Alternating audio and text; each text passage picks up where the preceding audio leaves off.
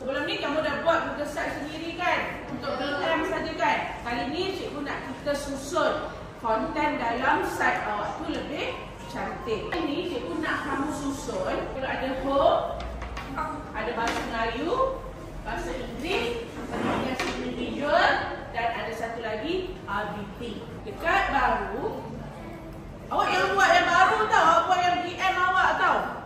Okey, dekat home tu, dekat depan ni kan, kamu nampak tak ni enter site name tu, sebelum ni kamu letak nama kamu kan. Cikgu nak kamu tulis 60 minit. D5 tu huruf besar, DELIMA tu huruf kecil. Okey, lepas tu, okey, dekat sini awak nampak tak? Image. Klik image, klik upload, ambil gambar. Okey, yang ada 60. Nampak ni? Yang tulisan ni awak boleh delete. Sekarang kita pergi dekat pages. Pergi pages. Nampak tak ada tambah kat bawah ni? Klik yang itu. Okey, dia ada keluar new page kan? Tulis itu bahasa Melayu. Huruf besar ya. Lepas tu klik done.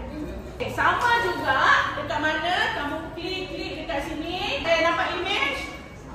Sama juga upload. Klik gambar bahasa Melayu. Okey, tulisan ni klik buangkan. Sekarang kita buat pages ke Inggeris pula. Sama, pergi pages, pergi dekat tanda tambah. Okey, English. Dan ulang benda yang sama. Image, upload, ambil English.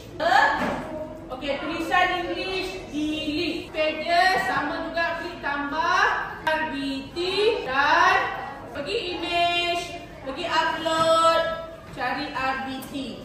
Okey, tulisan RBT kita buang. Dapat?